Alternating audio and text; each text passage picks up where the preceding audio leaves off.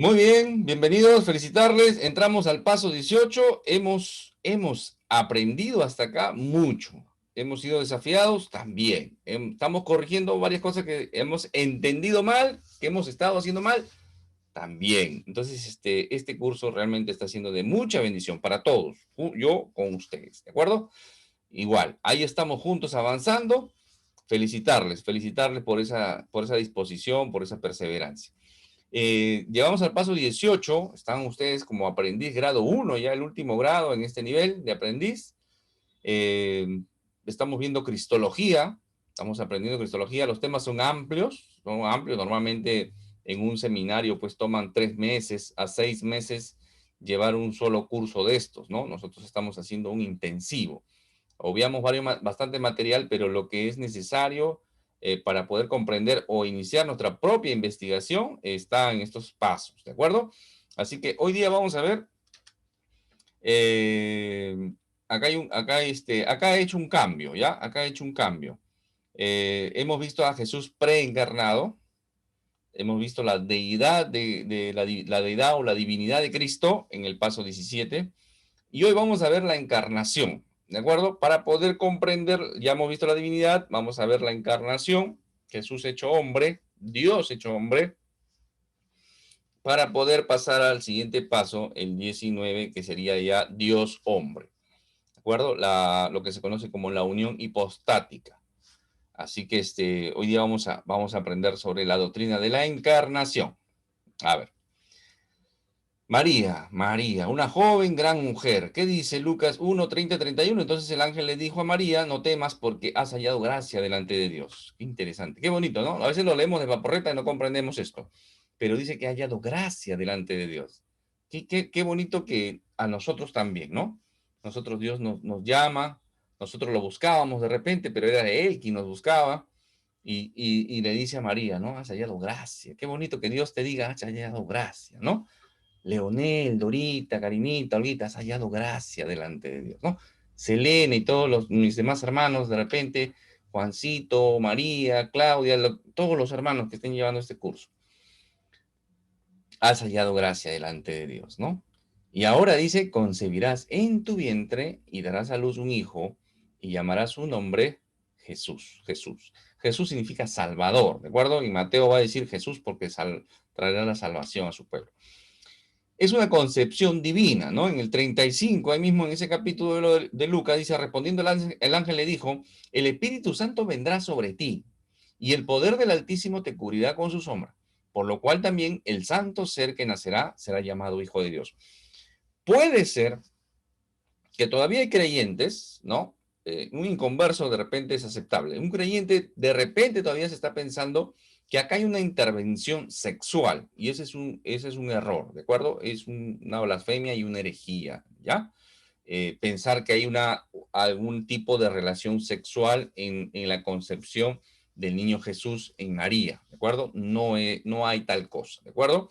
Dice que el Espíritu Santo viene sobre María, ¿de acuerdo? El poder del Altísimo cubre con su sombra, ¿de acuerdo? Y este mismo lo va a decir a Samuel también, ¿no? Cuando Samuel viene el Espíritu sobre alguien, ¿no? Viene, no necesariamente hay una intervención, por eso que a veces cuando dice yo vi, sentí un calor, un fuego, algo, puede ser muy subjetivo, ¿no? Puede ser una experiencia muy subjetiva, ya muy personal, ¿de acuerdo? No porque tú sentiste un calor, todos tenemos que sentir un calor y pensar que ese es el Espíritu Santo o algún tipo de manifestación de Dios, ¿de acuerdo? Uno simplemente hay una conversión que sucede en el plano espiritual, no comprensible en algún sentido o sensorial en nuestro cuerpo. ¿Ya? Hay que entenderlo así. Entonces, hay que descartar ese pensamiento de que hay alguna intervención sexual. Simplemente es una obra de Dios milagrosa, misteriosa, no lo sabemos, la escritura dice, y tu sombra.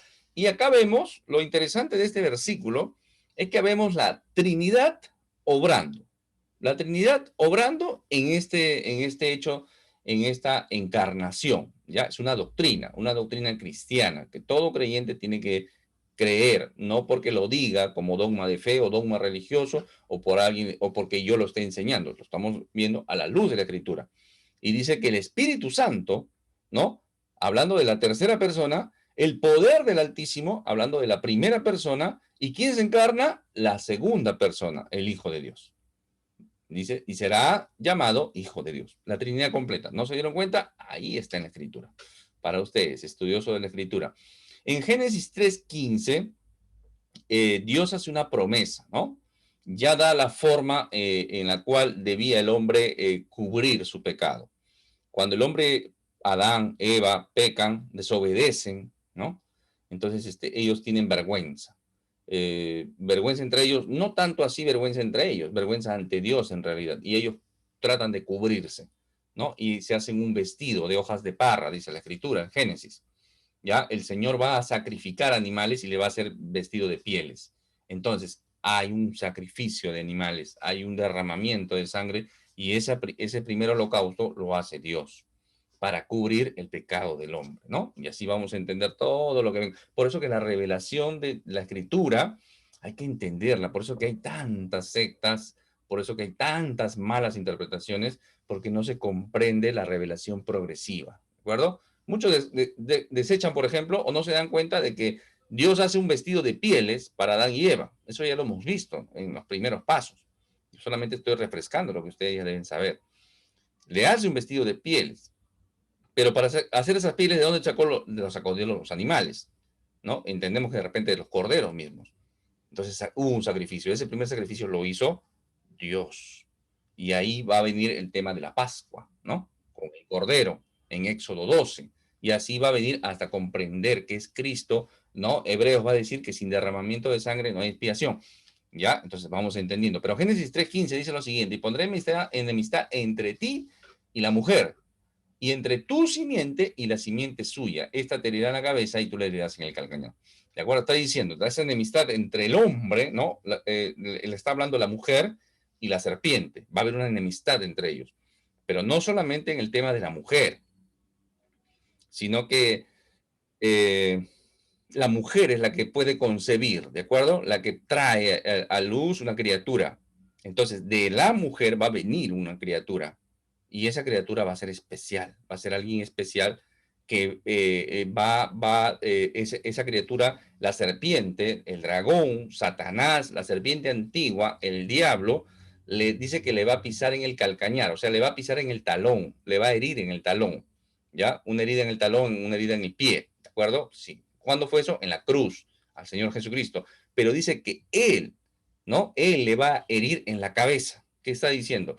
¿Cuál es más mortal? ¿Una herida en el talón o una herida en la cabeza? Definitivamente que una herida en la cabeza. Por eso que dice que el Señor Jesús en aquella cruz le hiere la cabeza, le da un golpe mortal a Satanás, ¿de acuerdo? Y le quita ese reino que tenía del reino de la muerte y todo lo demás, ¿de acuerdo? Que entendemos por la expiación, la redención que el Señor hace en aquella cruz, ¿ya? Por eso que la cruz hay mucho, mucho por aprender, ¿ya?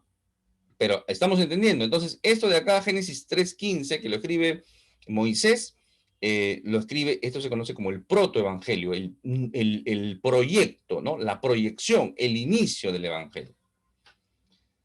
¿Ya? Entonces, la escritura confirma un nacimiento virginal, ¿de acuerdo? Virginal.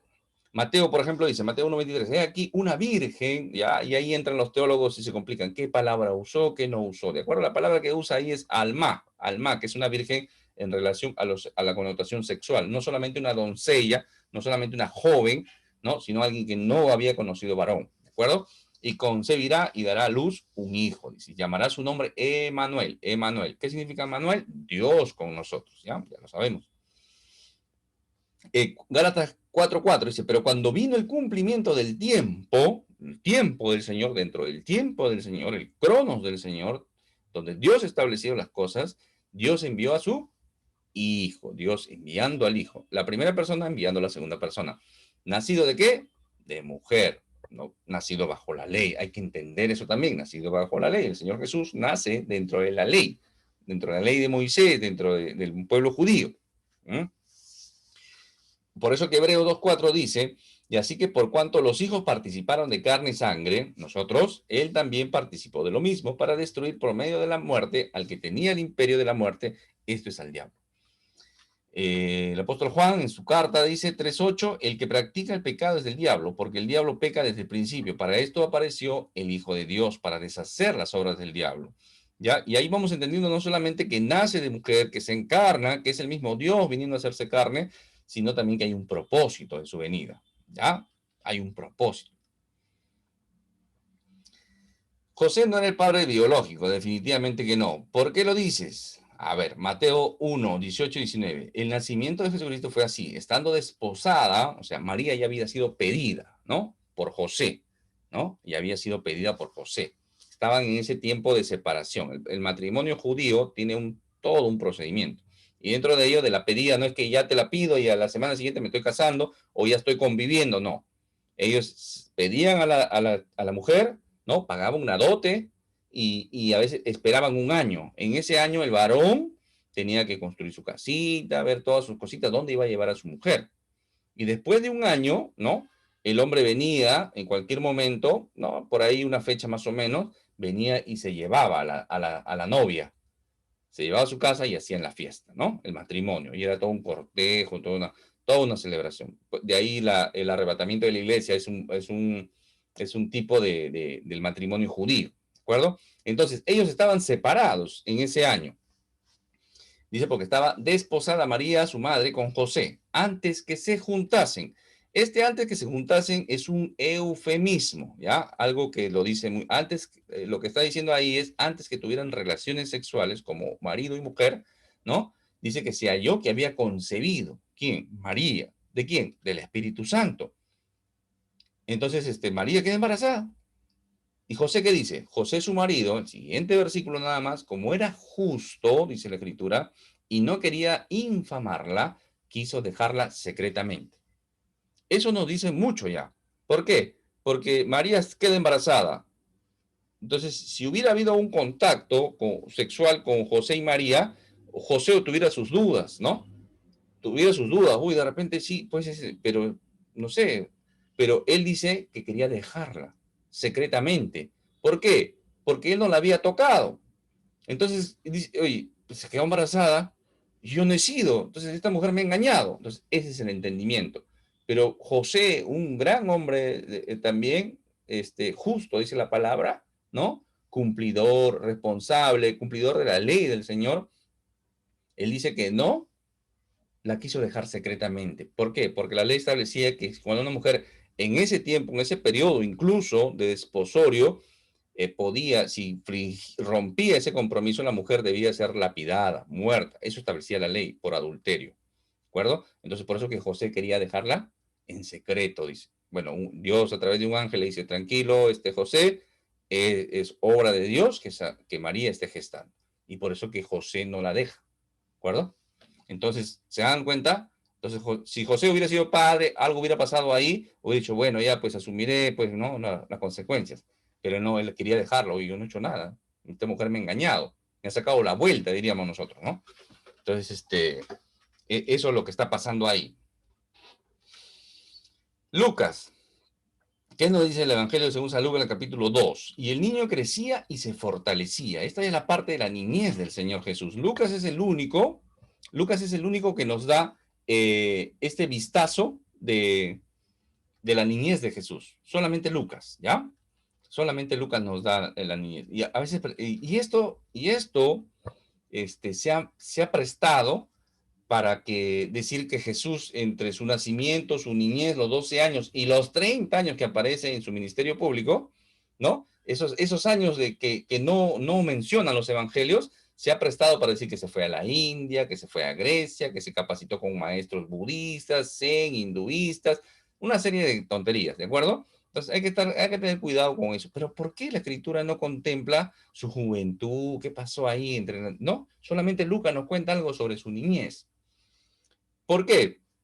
Porque los evangelios, y este es un dato para ustedes, ese es el plus para ustedes, estudiosos de la escritura, si hacemos un análisis comparativo de los 4 evangelios, nos vamos a dar cuenta de que está la niñez, ¿no? Su nacimiento, Mateo, Lucas, Marco no nos cuenta nada de eso, eh, Juan tampoco, su bautismo, ¿no? Su bautismo, la tentación en el desierto, su ministerio público, su ministerio, su año de popularidad, como diríamos, ¿no? Donde hacen los milagros, donde está su ministerio, está activo.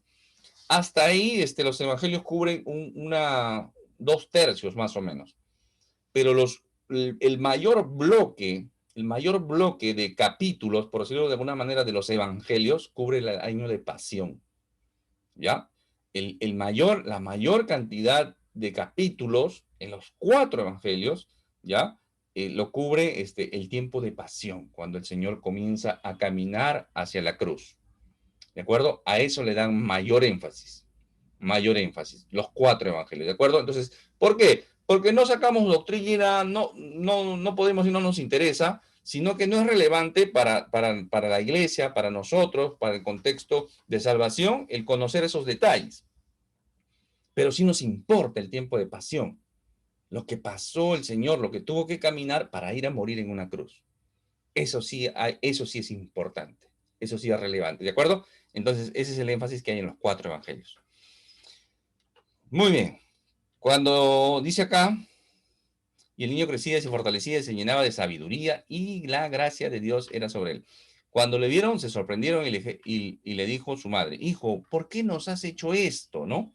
Estaba acá, Jesús, habían ido a la Pascua, su primera Pascua, ya el Señor Jesús tenía 12 años, ya podía participar, ir para allá, y en su primera Pascua el Señor se queda ahí, ¿no? Conversando. Están regresando todos. Después de 3 días se dan cuenta que Jesús no está, ¿no? Pensaba que está con el fulano, está con el tío, está con la tía, está con los primos. Y dijeron, hoy no está, Jesús. Tienen que volver asustados, ¿no? Los que son padres pueden entender ese sentimiento, ¿no? Cuando un hijo se ha perdido, ¿no? A mí, mis hijas se perdieron 2 veces, una vez en un supermercado. Y es bastante angustioso conforme van pasando los minutos. Bueno, la cuestión es que acá dice, ¿no? Y le dijo su madre, hijo, ¿por qué nos has hecho esto así? He aquí tu padre, o sea, José, y yo te hemos buscado con angustia.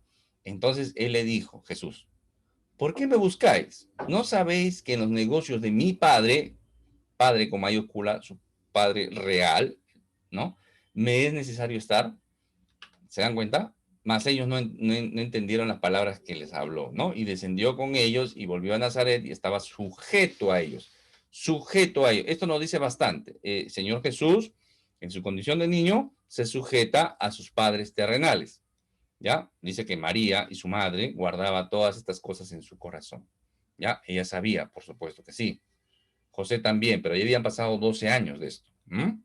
Entonces guardaba ella estas cosas en su corazón. Y es interesante el versículo 52, dice, y Jesús crecía en sabiduría. ¿Qué sabiduría? En el conocimiento de la ciencia, así como uno va a la escuela, ¿no? Su primaria, su secundaria, y tiene que hacer algunos estudios, definitivamente conocer algunas cosas de eso es sabiduría, ¿de acuerdo? La parte cognitiva, la parte de inteligencia, la parte mental. En estatura es en el plano físico, ¿de acuerdo? En el plano físico el Señor iba creciendo también en todas las etapas del desarrollo humano, ¿de acuerdo? Su niñez, ¿no? Su preadolescencia, su adolescencia, su juventud, ¿no? Su edad madura, ¿sí? Así va creciendo en estatura también el Señor, en todo lo que implica el desarrollo humano. ¿Y en qué más? En gracia, ¿de acuerdo? En gracia. ¿Cómo es en gracia? En gracia para con Dios, ¿y para quién más? Para con los hombres. Ese es nosotros muchas veces nos volvemos religiosos y como el religioso a veces siempre dice, estoy bien con Dios, cumplo mis ritos, ¿no? Como el religioso, ¿no? Voy a mi iglesia, escucho mis prédicas, participo del estudio, pero me llevo mal con todo el mundo. Me llevo mal con los hombres. Pero yo estoy bien con Dios, pero me llevo mal con los hombres. ¿Se dan cuenta el énfasis? Acá dice que el Señor crecía en gracia para con Dios y para con los hombres. ¿Quiénes eran los hombres en ese entonces? Aparte de su familia, sus vecinos también. Por eso que sus vecinos lo van a conocer, ¿no? Más adelante la escritura va a decir, oye, este no es el hijo del carpintero, ¿no? Este no es el hijo de José y sus hermanos están por ahí. Claro, lo conocía, pero era agradable dentro de su vecindario, era un chico agradable. Por eso que hay evangelios gnósticos, apócrifos, que hablan, por ejemplo, del evangelio de Tomás, el evangelio de Pedro, el evangelio de María Magdalena, el evangelio de Judas, en el cual encontramos cosas tontas, ¿no? Que Jesús de niñito hacía, dice que palomitas de barro, ¿no? Palomitas de barro y soplaba y se iban volando las palomitas, ¿no? Los pajaritos, ¿no? Dice que un día otro niñito le rompió lo que estaba armando de barro, lo rompió y dice que Jesús molesto lo mató. Y como sus padres fueron a reclamarle a José y María, Jesús también los mató a los padres, ¿no? Esas cosas están en estos tipos de evangelios que la gente hace tanta pompa, tanta cosa, y eso son más que tonterías, pues hermano, ¿no? Definitivamente, por eso es que no están dentro del canon, ¿no? Porque hay cada cosa, pues definitivamente eso no sucedió, ¿no? ¿Estamos bien con esto entonces? Sabiduría, estatura, gracia. Y eso implica mucho. De este versículo podemos hacer todo un estudio, ¿no? Porque acá el Señor Jesús también aprendió el oficio, ¿no? De su padre terrenal, de José, ¿no? De José. A los José le dicen Pepe, ¿sí o no? Esto ya lo expliqué antes también. Pepe, ¿por qué le dicen Pepe a los José? ¿No? Viene de padre putativo. Dice que así viene, ¿no? De padre putativo, porque crió al Señor Jesús. ¿Ya? Entonces, José le enseñó el oficio al Señor Jesús, ¿no? Esto está en el estudio de Mateo, también está, ¿no? ¿Qué era José? Carpintero. ¿Qué oficio aprendió el Señor Jesús? Carpintero. Sí, pero la palabra es tectón, ¿de acuerdo? No, perdón, tecnón, el otro es niño. ¿Ya? Entonces dice que se debe traducir como constructor, o sea, no solamente que hacía mesas, sillas, sino que hacía casas, construía también con madera, piedra, arena, ¿no? Hacía construcciones. Bueno, ese es otro tema.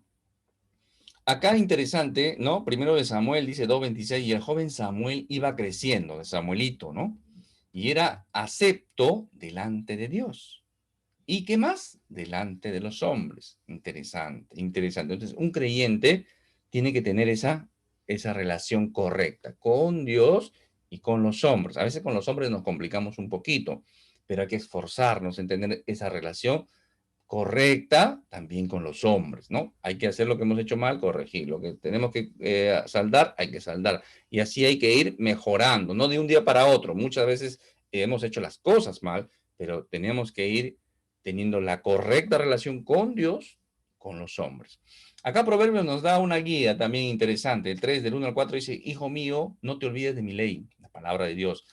Y tu corazón guarda mis mandamientos, tu corazón, no solamente tu cerebro, porque largura de días y años de vida y paz te aumentarán. Interesante esta promesa.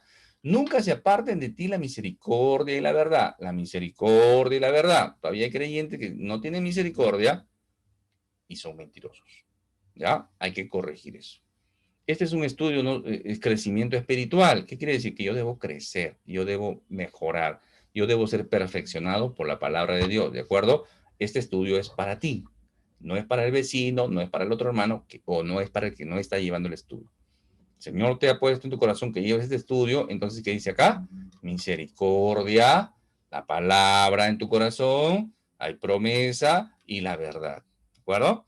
Átalas a tu cuello, ¿no? ¿Qué quiere decir eso? Que la escribas en la tabla de tu corazón, que esté cerca de tu corazón, ¿no? No esté en el papel, que no esté en el papel, que la Biblia no esté acá, ¿de acuerdo? No esté en el papel, sino esté acá y en tu corazón. Por eso es importante memorizar la escritura.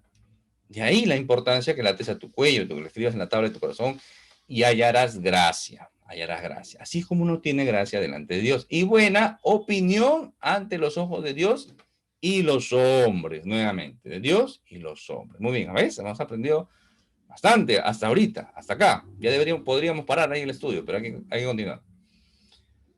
Eh, hijo de Nos, hijo de C, en la genealogía que nos da Lucas, ¿no? La genealogía de Lucas se va hasta Adán. Y dice que Adán, hijo de Dios. Adán, hijo de Dios. Dios lo creó. Dios es su padre, ¿de acuerdo? No es que sea un hijo solamente espiritual, sino que ese Adán no apareció de una explosión cósmica, de la casualidad, de un mono. No, Dios lo creó. ¿Eh? Por eso que nosotros los creyentes no somos evolucionistas, somos creacionistas. Génesis de Adán. y Génesis del Señor Jesús. Génesis 5:1 dice, interesante, este es el libro de las generaciones de Adán. Eso dice en el capítulo 5, ¿no? El día en que creó Dios al hombre a semejanza de Dios lo hizo. Interesante, ¿no? O sea, comienza la genealogía de Adán, ¿no? El Génesis, ¿no? Generaciones, esta palabra generaciones viene de Génesis, por eso que el Génesis se llama Génesis, pero en el hebreo no se llama Génesis, ¿no? Ese es un nombre heredado de la Septuaginta. El Génesis en hebreo se llama Bereshit, Bereshit, ¿ya? Que es en el principio. Acá es traducido ya a la Septuaginta, es que sale la palabra Génesis. Todos los nombres que nosotros tenemos de los libros del Antiguo Testamento son heredados de la Septuaginta. Génesis, Éxodo, Levítico, Números, Deuteronomio. En hebreo tienen otros nombres, ¿de acuerdo? Ya Dios permita que lleguemos a ese nivel y sigamos estudiando esos pasos. Mateo 1:1 dice, el libro de la genealogía de Jesucristo, hijo de David, hijo de Abraham. Así comienza Mateo, ¿no? Mateo es un libro de transición entre el Antiguo y el Nuevo Pacto. Entre el Antiguo Testamento y el Nuevo Testamento. Mateo, la ubicación que tiene Mateo en nuestras Biblias es estratégica. Es un libro de transición. Por eso que en Mateo vamos a encontrar muchas cosas que Mateo hace parecidas al Pentateuco. ¿Ya? Mateo escribe 5 discursos, así como Moisés tenía 5 rollos o 5 libros. Hay un parecido, así como Jesucristo fue bautizado, dice que también en el Antiguo Testamento cuando pasaron por el mar de las cañaverales, ¿no? Que normalmente nosotros lo entendemos como un mar rojo, un día Dios permite que hagamos ese estudio, ¿ya? Cuando abrió ese mar de las cañaverales, ahí también un bautismo. Entonces, hay mucha comparación, mucha analogía que Mateo escribe a un público judío a lo que escribió el Antiguo Testamento. Mateo es un libro de transición entre el Antiguo y el Nuevo Testamento, ¿de acuerdo? Entonces, la genealogía de Jesucristo y la genealogía de Adán. Mateo 1:23 dice, aquí una virgen concebirá y dará a luz un hijo y llamará su nombre Emanuel, que traducido es Dios con nosotros. Sí lo va a decir Mateo ya, ¿no? Tomando lo que había dicho Isaías, ¿no? En 7:14, por lo tanto el Señor mismo os dará señal, y aquí la virgen concebirá y dará a luz un hijo y llamará su nombre Emanuel, ¿no? Dios con nosotros, ¿no? Eso es lo que está diciendo. Dios con nosotros, eso es lo que está diciendo. El mismo Isaías, en el capítulo 9:6, dice, porque un niño nos es nacido. Mira qué interesante, porque Isaías, ¿no? En la inspiración de Dios, pone esto, ¿no? Dice, un niño nos es nacido. Esta es una profecía para su tiempo, pero el cumplimiento en el Señor Jesús, las profecías de doble cumplimiento. Dice, porque un niño nos es nacido, niño va a nacer. Hijo nos es dado. Y este hijo nos es dado, aparentemente, si nosotros lo analizamos, no tiene sentido que lo haya dicho, pero habla de la preexistencia de Dios. Si está diciendo que el que van a nacer es Dios, entonces es un hijo que ya tiene una preexistencia. Un niño nace, pero el hijo nos es dado, dice. ¿Ya? Y el principado sobre sus hombros, y nosotros ya sabemos el resto, ¿no? Admirable consejero, Dios fuerte, Padre. Tenemos la tendencia de ponerle una coma acá, ¿no? Pero si nos damos cuenta, son dobles, ¿no? Son dobles, títulos dobles, ¿no? Admirable consejero, Dios fuerte, Padre eterno, príncipe de paz, ¿de acuerdo? Son dobles, sino que a veces nuestros traductores, nuestras versiones le ponen una coma y lo dividen acá. Pero es alguien, es un consejero, el consejero por excelencia del Señor Jesús, ¿no? Es admirable consejero y se cumple ¿en quién? En el Espíritu Santo. Dios fuerte, ¿se cumple en quién? En Dios propiamente dicho. Padre eterno, el Hijo siendo llamado Padre eterno. Eso hemos estudiado también, cómo que el Señor Jesús adquiere los nombres de Dios Padre también. También es llamado Jehová, ¿sí o no? Padre eterno y príncipe de paz, ¿no? Interesante. El nacimiento virginal garantiza que fuera sin pecado, ¿ya? En Adán todos mueren. Todos los que nacen después de Adán mueren. ¿De acuerdo? Ahí está Romano. Pues ahí sí podemos entender Romano. Romanos 3:23 dice, por cuanto todos pecaron y están destituidos de la gloria de Dios. Todos pecaron. Ah, pero yo no pedí nacer. Igual, estás destituido. Sí, pero una criatura cuando es concebida, ¿no? Ya es una criatura y también puede morir. ¿De acuerdo? Todos en Adán pueden morir y morimos. ¿De acuerdo? Romanos 5:12. Por tanto, como el pecado entró en el mundo por un hombre y por el pecado la muerte, así la muerte pasó a todos los hombres por cuanto todos pecaron. Todos. En Adán, todos pecamos. ¿Ya? A ver, un ejemplo para entender esto. A veces se habla que Leví, ¿no? Leví, que es hijo de uno de los hijos de Jacob. Jacob es hijo de Isaac, Isaac es hijo de Abraham, ¿no? ¿Sí? Y de Leví vienen los levitas. Se dice que entonces Leví, hijo de Jacob, o Israel. Israel o Jacob, hijo de Isaac. Isaac, hijo de Abraham, ¿de acuerdo? Entonces dice que cuando Abraham, ¿no? Hace alguna acción, Leví también es como si lo hubiera hecho. En el futuro lo hubiera hecho. ¿Por qué? Porque Leví dice que estaba en los lomos de Abraham. ¿Ya? Los lomos de Abraham. Cuando en la escritura encontramos la palabra lomos, es la parte céntrica del hombre, ¿de acuerdo? La parte media del hombre. Y eso incluye los genitales, ¿ya? Entonces, cuando decimos que todos pecaron en Adán, todos pecamos en Adán, ¿por qué? Porque nosotros ya estábamos, por decirlo de alguna manera, en la descendencia de Adán, en los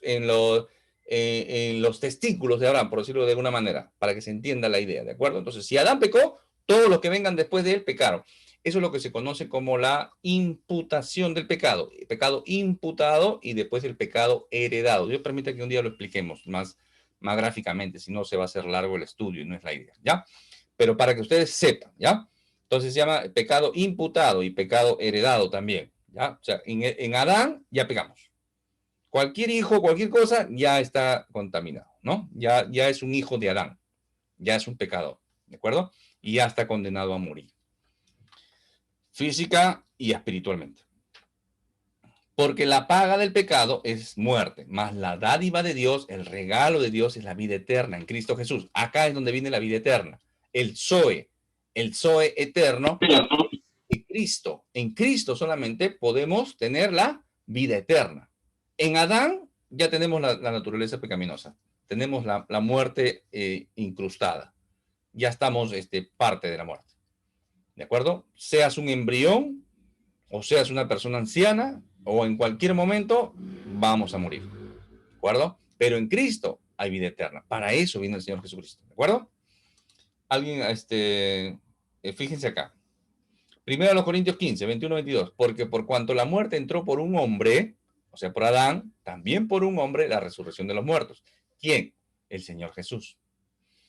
Porque así como en Adán todos mueren, también en Cristo todos serán vivificados. ¿De acuerdo? Esta no es una salvación generalizada, ¿no? No hay que generalizar la salvación. Los que estamos en Cristo seremos vivificados, ¿no?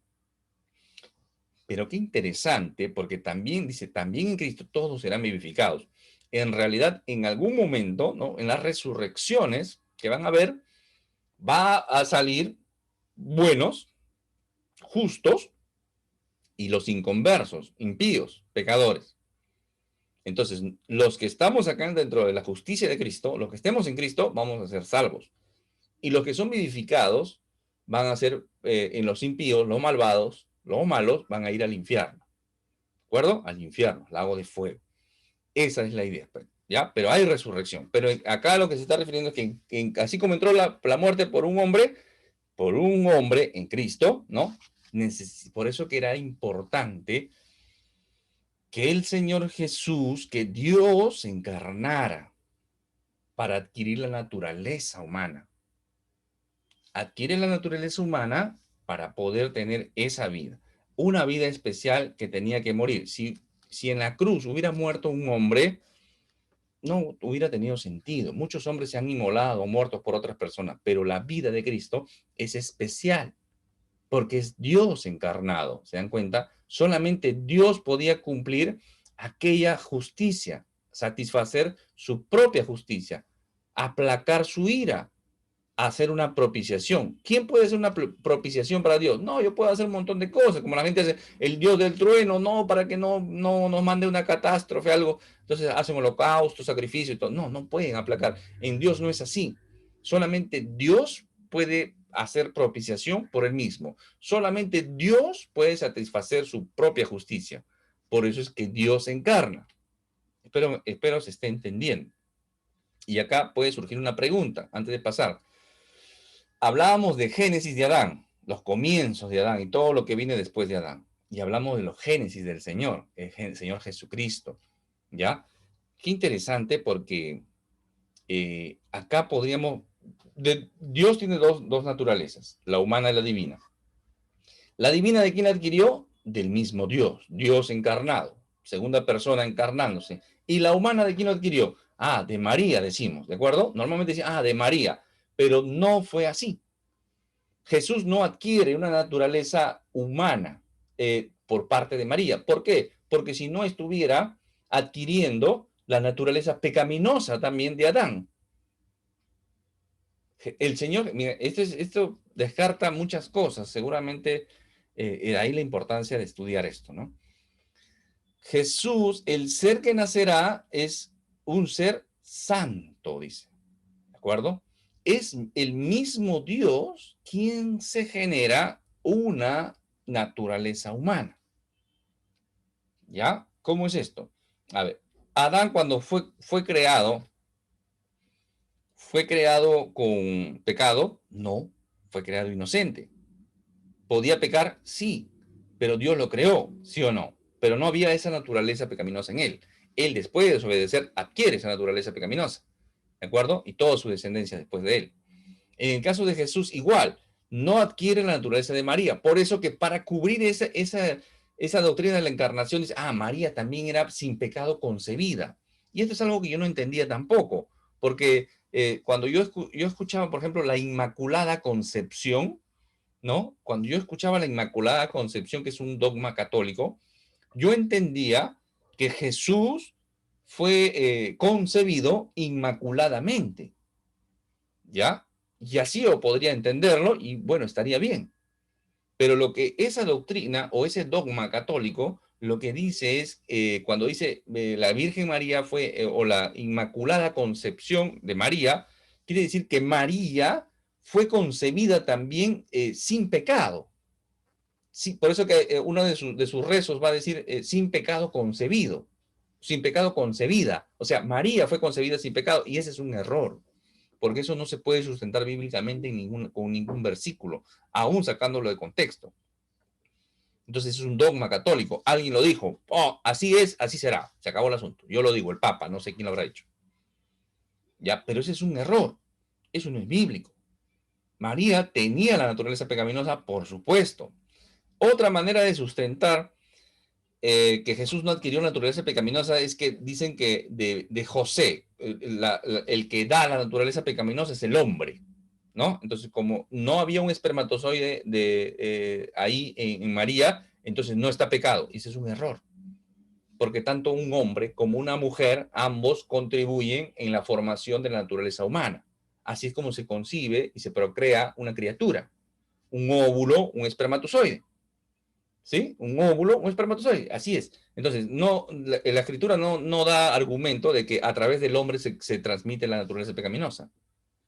No, de ambos. Ambos están caídos, hombre y mujer están perdidos. Ambos tienen, entonces, por eso que cuando el ángel le dice a María, le dice que el ser que nacerá, ¿no? En tu vientre, ¿no? Ya lo hemos leído, ahí búsquenlo después, en la escritura, ¿no? Lucas y Mateo. Lucas dice, será en tu vientre, dice. No le dice que ella va a contribuir, van a ser de ti, dice. Es Dios quien se hace un cuerpo. Por eso que Juan va a decir que Dios se hace un tabernáculo. Y acá la palabra hacer es hacer una tienda, hacer una carpa, hacer una casa. ¿Ya? Y acá es importante entender esto, porque es Dios mismo quien se hace, ¿no? Un tabernáculo, un cuerpo. Ya, entonces no era un cuerpo humano. Claro que era un cuerpo humano, con un alma humana también. ¿De acuerdo? Y eso Dios permita que sigamos ampliando un poquito más estos datos, sustentarlo, porque esto está saliendo ahorita, ¿ya? Porque es importante entender la doctrina de la encarnación. Siempre hago este ejemplo, ¿no? No he visto la película completa, pero alguna partecita que vi, creo que es El Hombre Araña 3, la película del Hombre Araña 3. No he visto la película completa, pero la parte justo que vi era en que el Hombre Araña se encuentra con una masa negra. Ya no sé qué sería la masa negra, ¿no? No lo sé. No sé, no he visto la película, por eso pero quiero traer esto y entenderlo un poco. El Hombre Araña comienza a luchar con esta masa negra, pero la masa negra comienza a envolverle todo el cuerpo. Por eso que el Hombre Araña se vuelve un Hombre Araña negro, ¿no? Negro. Ya, esa es más o menos la idea. Entonces, volviendo al punto bíblico, ¿no? Cuando dice que Dios se hizo un tabernáculo, primero de Juan 1:14, 1:18, si mal no recuerdo, ¿no? Tabernáculo, hay que buscar ese versículo, no está acá en el estudio, pero es importante saberlo, por eso lo estoy mencionando. Es como si Dios no se pone un cuerpo, no se mete en un cuerpo, Él se hace un cuerpo, ¿de acuerdo? Y es como si alguien dijera, se comienza a tejer, ¿no? Yo me voy a poner una chompa, ¿no? Entonces, claro, saco una chompa y me la pongo, una chompa, ¿ya? Me la pongo, ¿ya? Pongo los brazos, todo.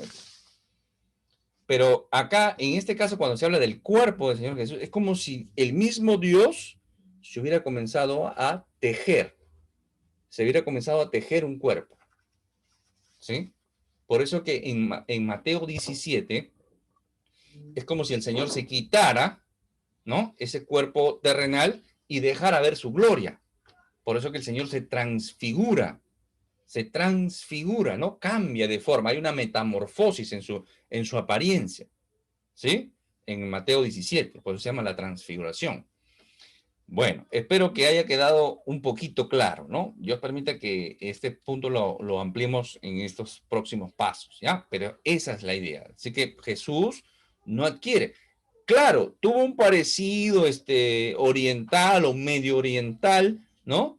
De esta zona de Palestina, claro que sí, porque si no hubiera sido diferente, ¿no? Pero ese es otro mito que hay que quitarnos de la cabeza, de pensar de que Jesús es un rubio con ojos celestes, ¿no?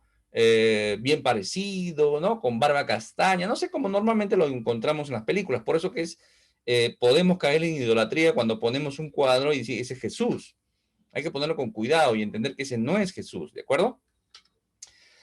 Para los que han estado tratando de ver este cuadrito, ¿no? Mira, lo encontré por ahí y lo comparto, ¿no? Todos los que vienen de Adán ya nacen, ¿no? Y van a morir, incluso antes de nacer. Muchos mueren antes incluso de nacer. El Señor Dios se encarna, va a morir la muerte de nosotros en aquella cruz, satisfacer la justicia, vence la muerte, resucita, por eso que ahora todos los que estamos en Cristo, ¿no? Somos hijos de Dios y caminamos hacia Él, ¿no? Interesante este cuadrito. Cristo encarnado. A ver, Primera de Juan 4:2-3. Acá vamos a aprender que la doctrina de la encarnación ya estaba siendo atacada desde el comienzo de la historia de la iglesia, ¿no? Dice, en esto conoceré el Espíritu de Dios. Todo espíritu que confiesa que Jesucristo ha venido en carne es de Dios. ¿De acuerdo? Todo. Y todo espíritu que no confiesa que Jesucristo ha venido en carne no es de Dios. Y este es el espíritu del anticristo, el cual vosotros habéis oído que viene y que ahora ya está en el mundo. Segunda de Juan 1:17, porque muchos engañadores han salido por el mundo que no confiesan que Jesucristo ha venido en carne. Quien esto hace es el engañador y el anticristo. Eso es lo que dice el apóstol Juan, el anciano Juan, en las últimas cartas ya que se escriben y están dentro de nuestro canon, dentro de la escritura. Ya había gente que estaba diciendo eso. Por ahí tenemos algunos estudios en YouTube sobre el docetismo, por ejemplo, ¿no? Docetismo, no, la carne es mala. Claro, la carne mala es un pensamiento filosófico gnóstico, ¿no? Jesús siempre ha sido espíritu. Y ahí van a ver las diferentes versiones, ¿no? Que Dios se mete en el cuerpo de un hombre. O sea, Jesús estaba por ahí, creció un niñito, creció por ahí, ¿no? Pero estaba descuidado. Digo, oye, pum, tú eres Dios, por si acaso tú eres Dios, ¿ah? De ahora en adelante comienza, tú eres el Mesías. Sí, ¿no? Incluso hay películas, ¿ah? Películas cristianas, ¿no? Donde está perdido un muchacho normal y pues, oye, tú eres el Mesías, ¿ah? Así, y se comienza a comportar como el Mesías, ¿no? Y eso es un error, hermano. En los negocios, en las cosas de mi padre es necesario que esté, dice el Señor Jesús a los 12 años. No a los 30 estuvo perdido y por yo soy Mesías. No, ese es un error. ¿no? Y dicen que en la cruz el espíritu se salió y murió ahí, fue un hombre. Solamente la carne murió, también dicen eso. O otros dicen que fue un fantasma, un espectro. Por eso que el mismo Juan va a decir eso, lo que hemos tocado, lo que hemos visto, lo que hemos palpado, lo que hemos abrazado. Eso es lo que tiene que, nosotros lo hemos visto, ¿de acuerdo? Nosotros lo hemos visto. El Señor Jesús muestra un asombro natural, ¿no? Por ejemplo, cuando dice, al oírlo Jesús se maravilló y le dijo a los que seguían, de cierto os digo, que ni aún en Israel he hallado tanta fe, ¿no? O sea, el centurión, ¿no? Dice, di la palabra, ¿no? Solamente tu palabra bastará, dice el centurión. Y dice, oye, aso, ¿qué no? Como diríamos nosotros, ¿no? Oye, qué bien, ¿no? O sea, hay un asombro natural del Señor.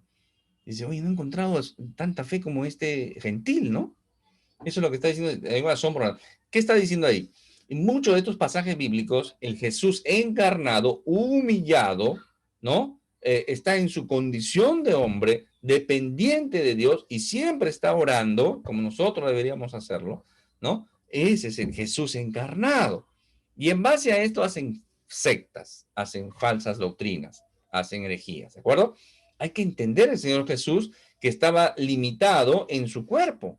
Él se había autolimitado. ¿Qué quiere decir? Que cuando Jesús era niñito, iba a la escuela, a la sinagoga, a la escuela de su pueblo, en Nazaret, ¿no? Y le enseñaban las cosas, ya lo sé, ya, ¿no? O sea, él no estaba así, ¿no? No, eso ya lo sé, ya estoy perdiendo mi tiempo acá. No, él se limitó a aprender. Por eso que Hebreos va a decir que aprendió obediencia, ¿no? Que aprendió con el rigor, con las cosas, así como tú. Tú y yo hemos pasado diferentes malas situaciones y hemos aprendido de nuestras malas experiencias. De las buenas no mucho a veces, pero de las malas experiencias hemos aprendido y nos hemos corregido y hemos sido quebrantados a veces por nuestro Señor. A veces han venido pruebas muy fuertes, han venido pruebas, hemos caído en tentaciones, ¿no? Hemos sucumbido a la tentación y hemos sufrido las consecuencias y así hemos aprendido. Y el Señor a veces ha usado esas tentaciones o a veces se ha convertido en una prueba para Dios, para con nosotros. Y el Señor ha usado esa prueba para formarnos. Entonces, el Señor Jesús no es que nació y ¡pum! Tenía 30 años. No, tengo 30 años. No. Por eso que cuando se habla de Cristo y en aquella cruz, la muerte de cruz del Señor Jesús en aquella cruz es importantísima. Pero así como es importante también la muerte del Señor Jesús en aquella cruz y su resurrección, siempre hay que hacer énfasis en eso porque a veces nos quedamos con la muerte, ¿no? Y su resurrección, la muerte y su resurrección, también es importante toda su vida. ¿Por qué? Porque la vida del Señor Jesús, esa justicia que no pecó, que vivió como tú, que seguramente tuvo las mismas tentaciones y otras tentaciones de su época, no sucumbió ni aún de pensamiento. Entonces, esa vida perfecta nos la carga a nosotros también. Por eso que somos justos. Porque nosotros merecíamos morir, pero él no merecía morir porque no pecó. Por eso la Escritura va a decir que no pecó, no conoció pecado, pero pasó por diferentes pruebas y tentaciones como cualquiera a sus diferentes edades. De repente de niño, había niños egoístas. Hoy dame eso, quítame esto, ¿no? Y él que era, mantenía sin pecar. ¿Te imaginas? Joven, ¿no? Están las chicas seguramente alborotándose por aquí, por allá, alborotados los chicos, las chicas. Y él también estuvo ahí sin pecado. Los vicios, las drogas, el alcohol, ¿no? El cigarro. Bueno, no había seguramente, pero otros vicios habían. Seguro que sí. Y él pasó sin pecado. Entonces, todas esas cosas que nosotros, pum, pum, pum, nos hemos ido cayendo a lo largo de nuestra vida, ¿no? El Señor no. Por eso que el Señor entiende cuando nosotros somos tentados. Él es el que nos socorre cuando nosotros somos tentados. Por eso que, ¿qué tengo que hacer cuando yo tengo una tentación? Me tengo que agarrar de su brazo, de su pierna, no, figuradamente, ¿no? Del Señor me tengo que agarrar de ahí. Me tengo que aferrar, porque solamente Él me va a entender y Él me puede ayudar. Y se va a ir la tentación, se va a ir. Ten la plena seguridad que se va a ir. Tengo deseo de hablar algo, pienso ahí. Me muerdo la lengua, como decimos normalmente, ¿no? Estoy pensando algo raro por ahí. ¡Pum! Descarto ese pensamiento, lo descarto, lo llevo a Cristo. Esa es la manera de luchar, ¿ya? Y el Señor nos entiende. Entonces el Señor Jesús tuvo que aprender la escritura como tú y yo lo aprendimos. Cuando el Señor lucha con Satanás, ¿no? O soporta la tentación en el desierto, lo hace con el poder del Espíritu Santo y con la palabra de Dios. Pero él no estaba andando con su Biblia, ¿no? Bajo el brazo, no estaba con su Biblia bajo el brazo o con sus rollos, ¿no? No, él la palabra de Dios la dice. Porque estaba acá, no, estaba en su corazón. Porque cuando él contradice, escrito está, estaba escrito y está escrito, está en Deuteronomio. Tú ya lo debes saber eso. Si estás estudiando conmigo ya regular tiempo, ya debes saber que el Señor menciona Deuteronomio. 6.13, 6.14, 8.16, ¿no? Ahí están los versículos, hay que buscarlos, pero está en Deuteronomio. ¿Y cómo lo sabía el Señor? Porque iba de pequeño a la sinagoga, iba a la escuela dominical, bueno, sabática en este caso, ¿no? ¿Se dan cuenta? Entonces el Señor tuvo que aprender. Hubo esa sujeción a su naturaleza humana.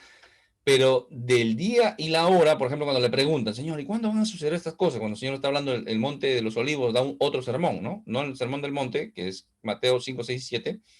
Mateo 24 y 25 es otro sermón, que se conoce como el sermón de los olivos, o el sermón del olivet, o del olivete. En ese sermón, el Señor habla de cosas escatológicas, futuras.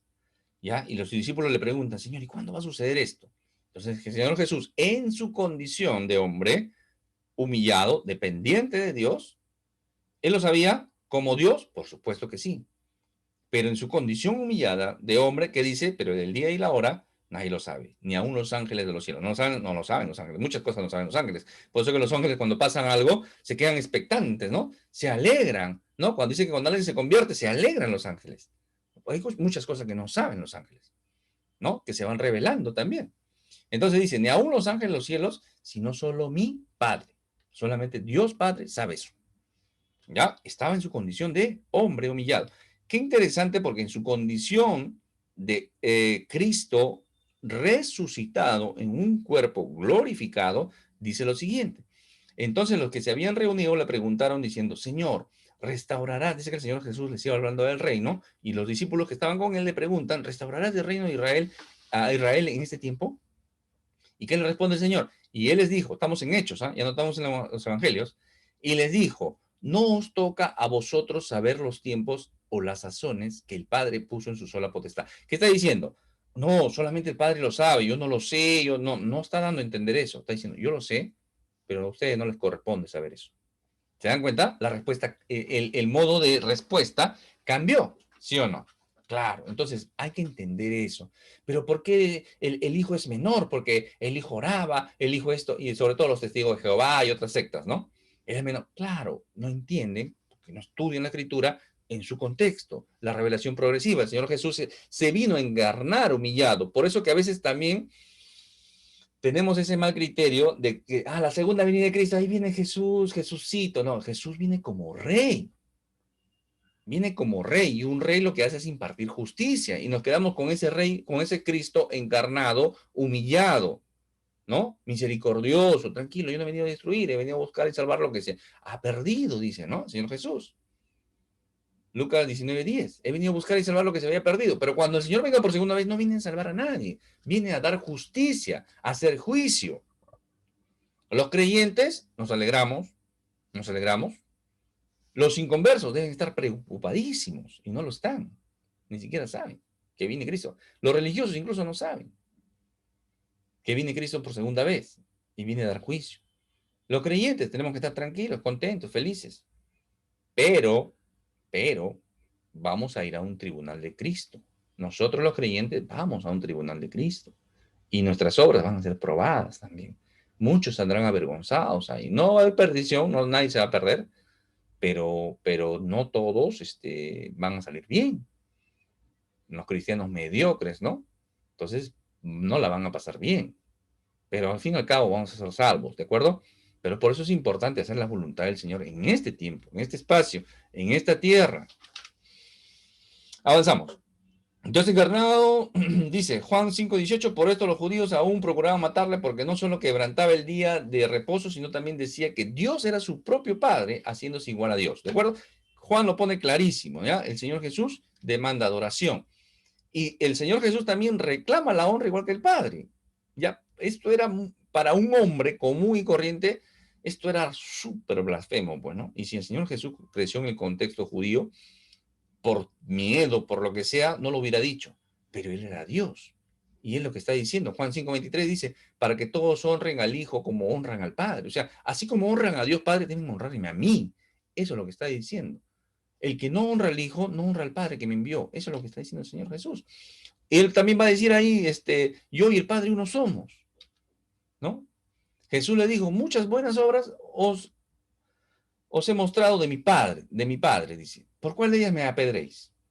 Le respondieron los judíos diciendo, por buena obra no te apedreamos, o sea, por los milagros no te apedreamos, sino por la blasfemia, porque tú siendo hombre te haces Dios. Entonces el judío estaba entendiendo lo que el Señor Jesús estaba diciendo. O sea, los milagros no estaban en tela de juicio, estaba clarísimo y aceptado. Por eso que esto también contradice a estos pseudo teólogos o malos teólogos o teólogos de lo que sea, menos de Dios, dice que los milagros no fueron reales, fueron ficticios. La misma escritura no pone en tela de juicio los milagros. Los que vieron los milagros no los pusieron en tela de juicio. Está diciendo, por las buenas obras, por las cosas que estás haciendo, no te vamos a pedir, sino por la blasfemia, porque te está haciendo Dios. Eso es lo que están diciendo, ¿no?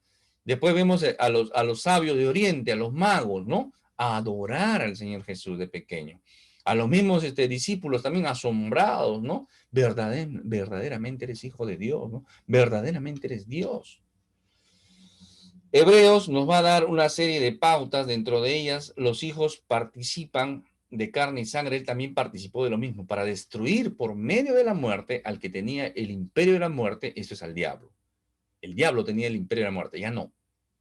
Antes alguien moría, perdido. Pero ahora en Cristo, el que muere en Cristo tiene vida eterna, ya no está perdido. Dice 15, y librar a todos los que por el temor de la muerte estaban durante toda la vida sujetos a servidumbre. Por eso que el creyente no debe sentir temor a la muerte. En nuestra humanidad, sí, no, uy, no quiero morir, ¿qué me va a pasar? Me voy a morir, me pasa esto, no siento esto, se me ha producido la presión, me da un taquicardia, se me falla el otro, me falla el esto, tengo cáncer, tengo miedo, claro, en mi humanidad. Pero si me pongo a pensar que ni la muerte me puede separar del amor de Dios, debo estar tranquilo. Debo estar tranquilo. He visto partir dos personas, al menos en mi vida, en mi experiencia, puedo dar fe, dos personas he visto partir ya, ¿no? Conocidas cristianas, y los he visto partir contentos, tranquilos, relajados. ¿Ya? Una de ellas fue una hermanita que fue a hablar con ella, hablé de la muerte, incluso hablando de sus familiares, etcétera, etcétera. Pero estaba súper, súper tranquila. Estaba con cáncer y ya estaba en un lugar donde recibía calidad de vida, estaba con tratamientos, estaba contenta, un lugar con un jardín, una casa, sus enfermeras, estaba bien ella, ¿no? Pero ella estaba tranquila, estaba bien. Entonces, esa es la actitud de un creyente. Y esa tranquilidad no viene de la carne, viene del espíritu, ¿de acuerdo? Porque ciertamente no se corrió a los ángeles, dice Hebreos, ¿no? Hebreos es un libro interesante también. Hebreos es un libro de transición también, ¿ya? Yo permite que un día lo expliquemos, ¿no? Mateo, Hechos y Hebreos son libros de transición, transición. Mateo es de transición del Antiguo Testamento al Nuevo Testamento. Hechos es la transición del pueblo de Israel a la iglesia. Y Hebreos es la transición, ¿no? Hebreos es la transición de la iglesia nuevamente a Israel. Interesante. ¿Ya? Por eso que Hebreos habla mucho del Antiguo Testamento. Y ahí va a decir estas cosas. ¿Qué se aplica a la iglesia? Por supuesto, toda la escritura se aplica a la iglesia, ¿de acuerdo? Dentro del contexto. Por cierto, dice, no socorrió a los ángeles. Dice que no preparó un plan de redención para los ángeles. Mira qué interesante, porque el Señor tranquilamente pudo haber preparado un plan de redención para los que se rebelaron con Satanás, y fueron con Satanás, ¿sí o no? Claro, el hombre es barro, pues ya, ¿no? Ya bueno, ya se perdió, pues me volveré a ser otro hombre, ¿no? Puedo haber dicho Dios. Pero no. Él dice, prepara un plan de salvación para la descendencia de Abraham, para la descendencia de Abraham. O sea, había un plan de salvación para el pueblo de Israel, para los creyentes del pueblo de Israel. Eso se va a hacer extensivo a los gentiles con la iglesia, ¿ya? Ya, 17. Por lo cual debía ser en todo semejante a sus hermanos, para venir a ser misericordioso. Y fue el sumo sacerdote. El Señor Jesús es nuestro sumo sacerdote. Otra cosa de lo que habla Hebreos es considerado a veces como el quinto evangelio, ¿no? Los 4 evangelios hablan del ministerio del Señor Jesús acá en la tierra. Pero Hebreos habla del ministerio del Señor Jesús en el cielo actualmente. Vamos terminando.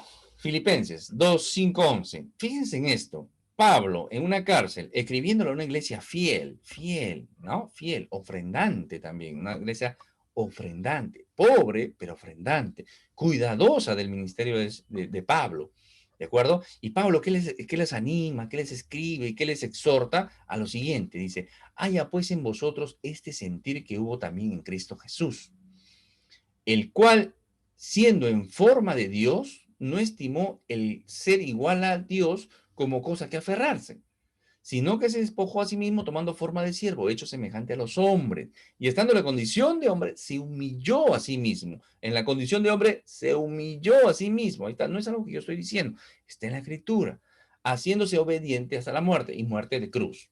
Por lo cual Dios también le exaltó hasta lo sumo. Dios lo exaltó hasta lo sumo y le dio un nombre que es sobre todo nombre, para que en el nombre de Jesús se doble toda rodilla de los que están en los cielos, en la tierra y debajo de la tierra.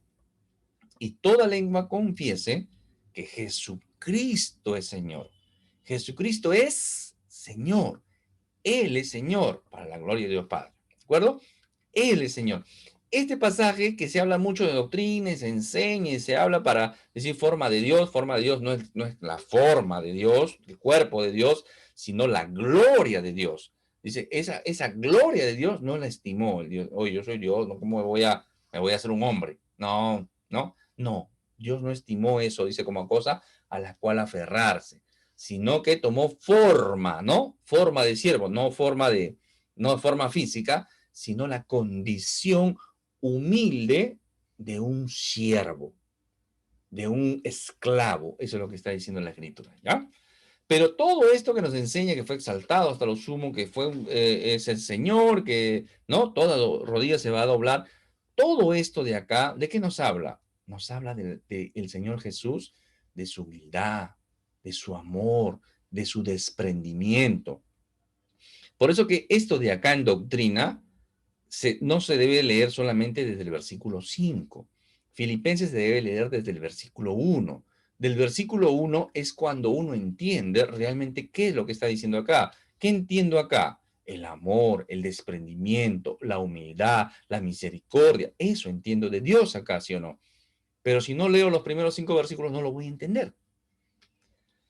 Por eso que lo he puesto acá. Dice, 1. Por tanto, si hay alguna consolación en Cristo, Cristo es el que nos consuela, hermanos.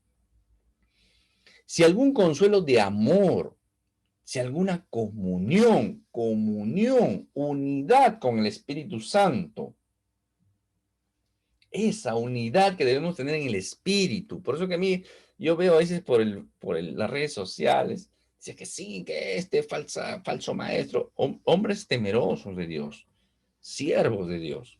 Yo no puedo despotricar así de cualquiera.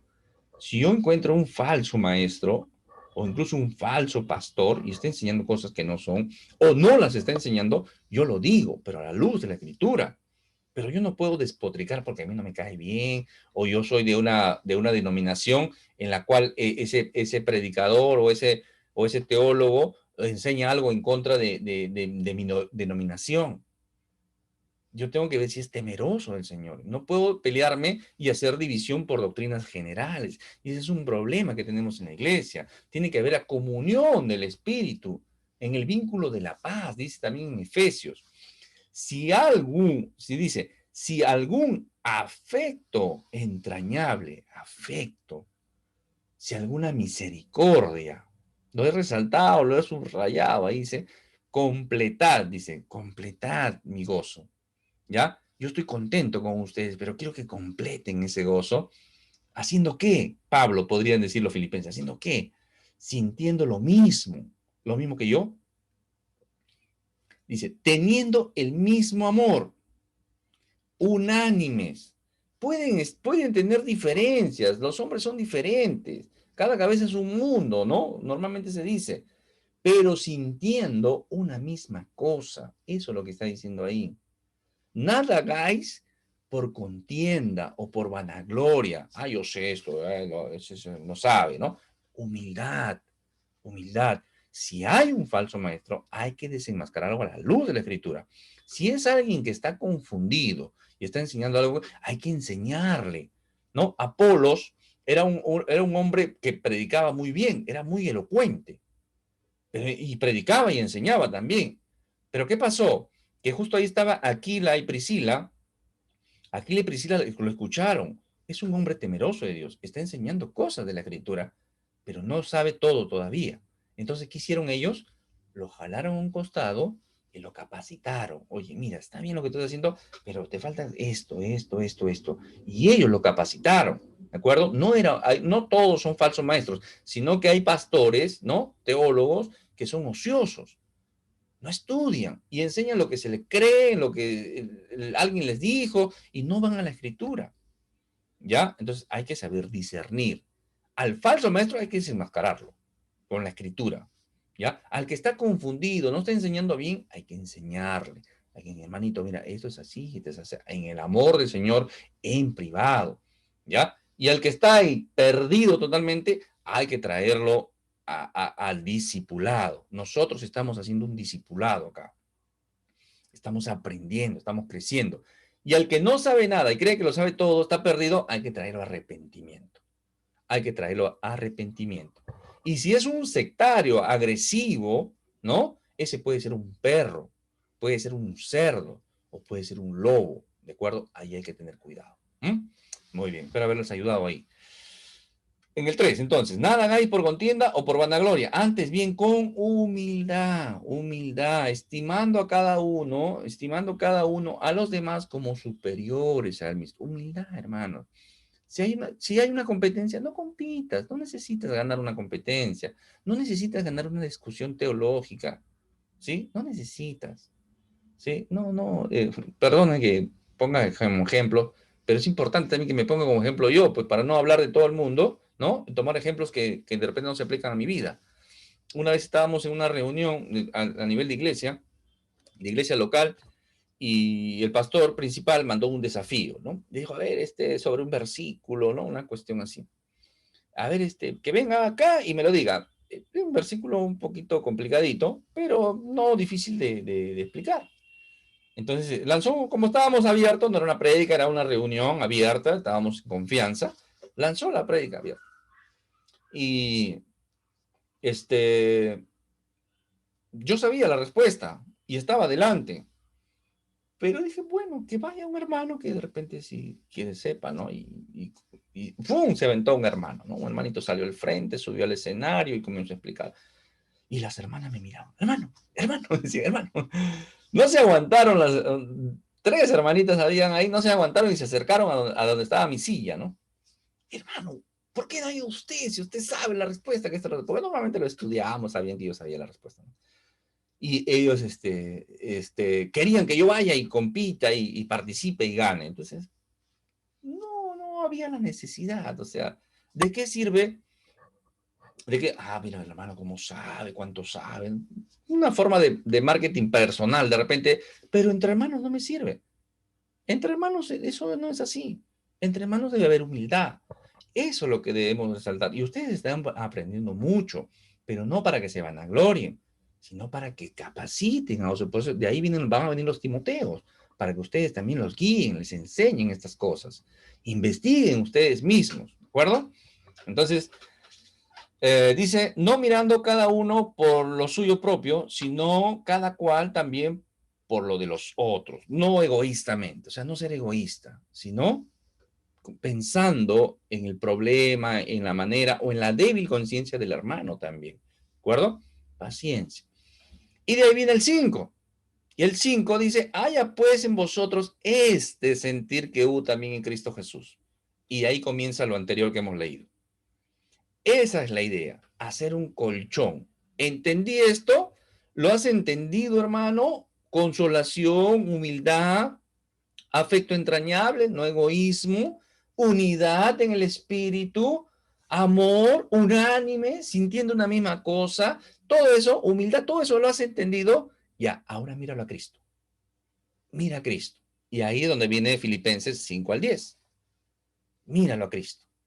Así es como nosotros debemos hacer. Aterrizar nuestra teología, hermanos. Hay que aterrizarlo. ¿Dónde? En la vida del hermano, de mi vecino, de mi esposo, de mi esposa, de mis hijos. Aterrizarlo primero en mi vida. Primero lo aterrizo en mi vida. Eso es lo que está diciendo. ¿De acuerdo?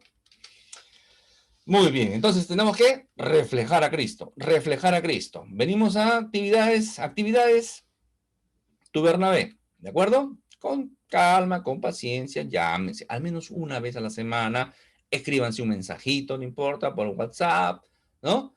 Compartan una oración, hermano, por favor dígame su pedido de oración, mi pedido de oración es el siguiente, usted ore por mí, yo oro por usted, se comienzan a apoyar, entre hermanos, tu Bernabé, ¿de acuerdo?